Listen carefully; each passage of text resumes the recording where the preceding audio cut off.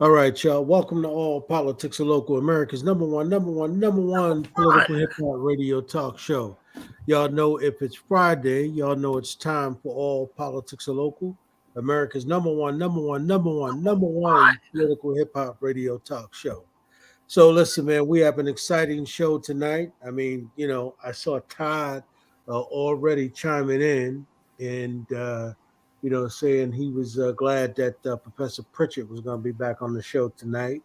And then, of course, Todd wrote that book on Mumia, so I'm sure he wants to, at some point chime in. But why don't you go ahead, Brother Zaid, and give him the rundown and tell him what's going to happen. The rundown is So we got Pritchett up at 6. Yeah, we'll open up at 6 with Professor Pritchett, as you just alluded to, and apparently he's got some new things that he's working on at Seton Hall. We'll let him talk about that, and of course, he was recently appointed the interim director of Africana Studies since we've had him on. Of course, there's a long-standing battle to reclaim African studies at that university. He can definitely tell us where that's at. We have a disturbing story developing at 6:30. I don't know how much we'll be able to do then. We're hoping that we can get some of our folks who do great peace in the streets work chime in. We had a horrible police killing in Patterson of a young man who was actually one of the peacemakers in the Patterson Healing Collective. And we're trying to get more details about what happened, but it looks like a mental health crisis that was handled in absolutely every way that it should not have been happened. We'll give you some background on that, but I'm hoping we can have some folks chime in on that. 7 o'clock, we'll have an update on the latest with Mumia Abu Jamal. We are at the crossroads with him in the court system. There's a major decision that's supposed to drop by one judge, Lucretia Clemens, in a little while, and there's a major event on behalf of Mumia. It's going to be hosted in Philadelphia next weekend. Of course, after that, we'll have the Payne report, and then of course, DJ Rhino will give us his rundown on the latest in hip hop. So, of course, we have a full show, and we're looking forward to taking that ride with you. Yeah, indeed, man. So I'm looking forward to it as well. And in terms of talking, particularly about what's going on with Mumia, man, and try to get an update on that, brother. Yeah. So, without delay, let's go on and welcome Professor Pritchett to the show. Welcome, Professor Pritchett. And before we get started, let me just tell you that Bashir said to tell you Hotep, peace, black power, every one of those things that speak the language of our people. Can you hear me okay yet? I just want to check. Yes, we can. Sound check. We hear you. Yes, we do. Gotcha. So, go ahead. I heard Zaid said that obviously since the last time you were here, university saw fit to finally elevate Professor Pritchett. So why don't you tell us about that?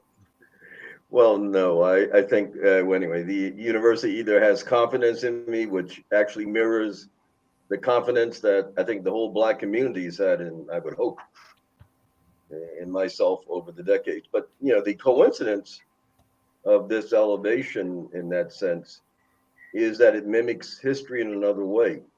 I actually started at Seton Hall University in 1978 as a result of a search that was being done then by the Black Studies Center to bring in somebody with a social science background who could develop and teach courses related to the social sciences, which would be sociology, anthropology, and maybe psychology, all related to the Black experience. And number two, to develop off-campus internships with some of the leading power leaders in Essex County. And what that led to uniquely were internships that I established with Donald Tucker in his offices with the city council. And he had just founded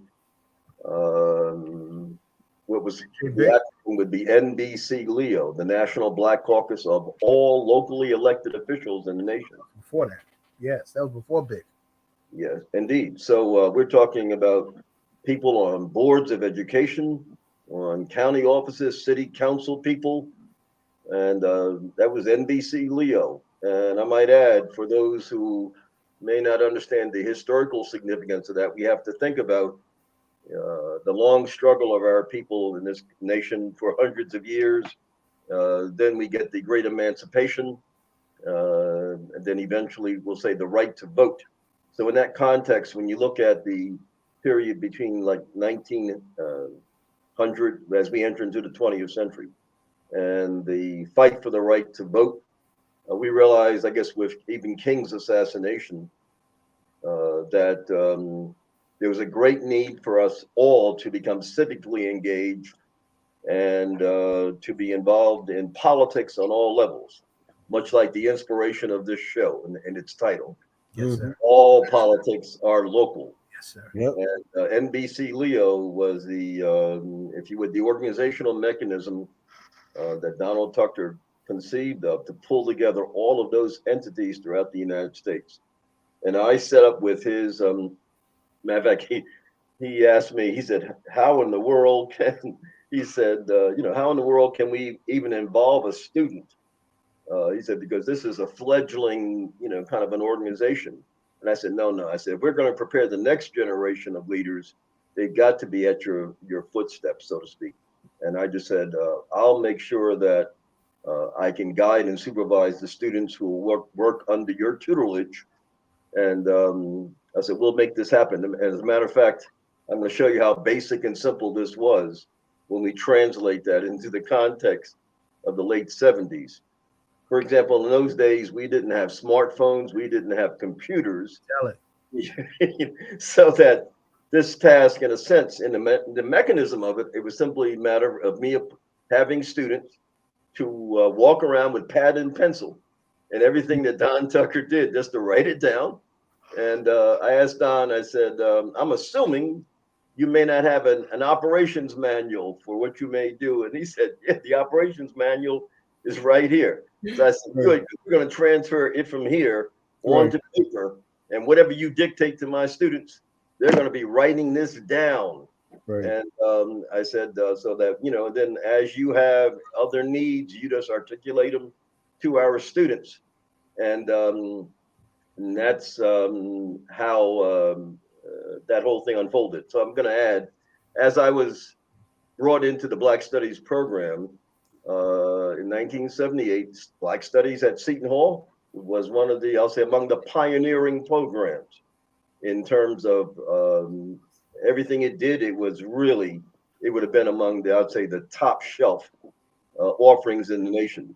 So what does that mean? Well, one has to actually look at the birthing process for Black Studies all throughout the nation from the late 60s into the early 70s to understand that process.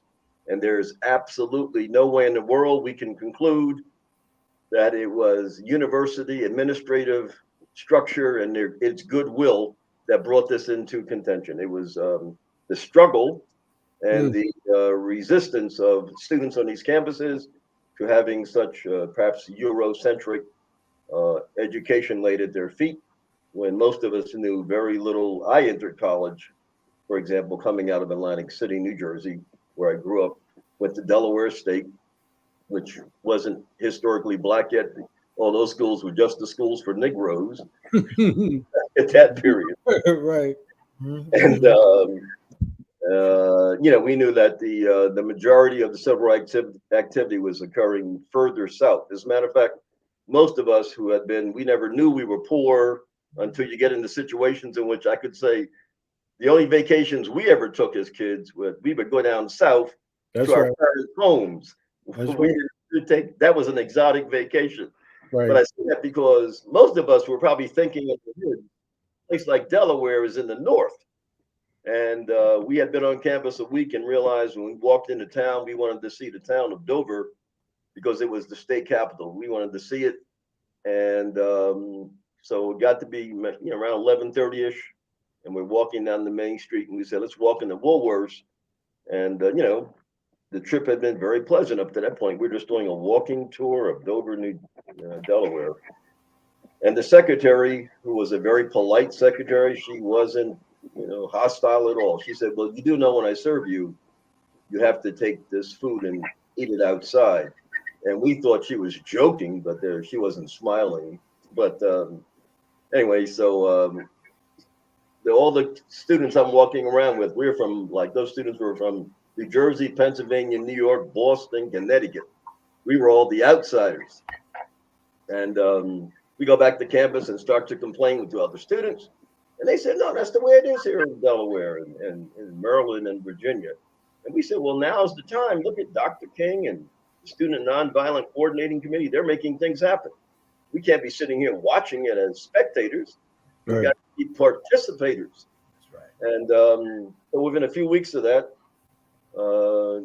we facilitated a sit-in demonstration. So I say all of that as the nucleus of just reminding people that by the time we fast forward that a little bit and you get to the Newark Rebellion, let's say in '67.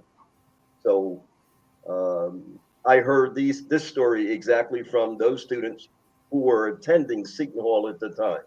The few black students they had here, they came back to school in the fall of '67. They sat and did their little, I'd say, seminars on trying to debrief themselves on what it meant. What did the Newark Rebellion mean for them as students? And what came out of their deliberations fundamentally was two demands that they put before the university. Number one was they wanted to learn more about themselves, and they didn't see that reflected in any of the curricular offerings. So they asked for a Black Studies program. And number two, most of those students who were here came from within, let's say, 1 hour of the university's campus. That is to say, their homes were within 1 hour. So they asked the university, do you only intend to bring in Negro students who are local? What are your plans and strategies for bringing in students from, outside of that 1 hour corridor? Right. And the university had no plan at that point. So that led to the second demand these students put in front of the university was for a scholarship. And ultimately that scholarship was going to be named after Martin Luther King. And that's almost a part of that history. So to follow up, Dr. George Jackson, the psychologist, is brought in to be the visionary who is going to conceptualize the initial Black Studies Center at Seton Hall. He writes up his material. He turns in probably his proposal and the vision of it to the then the priest who was the president at Seton Hall at the time was Father Fay. Father Fay had literally just been, I think, inaugurated. And Father Fay, I think, went before the faculty senate here at Seton Hall. And in those days, my understanding is the Senate, if that's what if the correct name was, it represented all the employees. All the employees and faculty could sit in on the Senate as the body in common of the whole here at the university. And Father Fay said to them in words that we really don't have written down for verification in terms of word for word analysis. But our understanding, he says literally, look, when Black people ask for things and white people get their hands on it, you'll hardly recognize what the Black folks will be getting as a result of white people getting it. So he said, if we're going to do Black studies, he said, we're going to do it right and we're going to do it the best.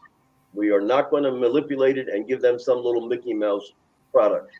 So I'll hold up for a minute. If you would ask any questions, I'll make any commentary. I'll go right ahead.